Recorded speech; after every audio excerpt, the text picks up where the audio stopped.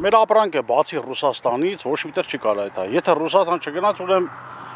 գյուղացին ոչ մի բան չի կարա։ Պիտի տանի թափի գա։ Արմենը 2019 թվականին է Ռուսաստանից վերադարձել հայրենին Ալբանդյան գյուղ, իր 1 հեկտարանոց հողն այգի դարձրել, 500 բարակ շիվից, գիլասի, սալորի, ծիրանի ու դեղձի բերքատու ծառեր է ստացել։ Հիմա կասկածում է, որ ճիշտ էր վերադառնալու իր որոշումը։ Ոչ ջրել է, ոչ պիտի թողամ իրան չորանա էտա։ Խաղաղություն են խփեվրները, այդ խաղաղություն չէ, թե խայտարակությունն է էսի։ Այգեգործ Արմենի կարծիքով հայկական արտադրանքի նկատմամբ ռուսական սահմանափակումները ոչ թե վատ որակի պատճառով են, այլ հայ-ռուսական լարված հարաբերությունների հետևանք։ Ինքը դրա համար Փաշինյանին է մեղադրում։ Էսի ես մեր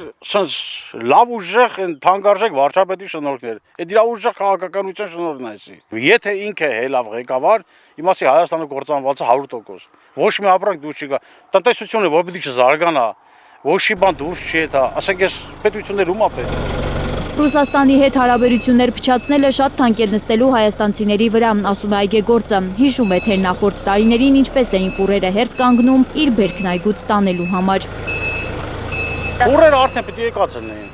Ֆուրերը մի պիտի կանա, գիլաս արդեն էս մի 10 օր գիլասը հասել է։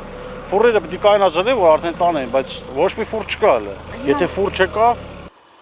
ոչ մի բան չեն կարող անենք։ Այս ապրանքը ասենք ով կարա ծախի, չես կարա այդքան ծախես։ Ասենք 20 կիլո, 50 կիլո, 100 կիլո չի, տոննաներով ապրանք է։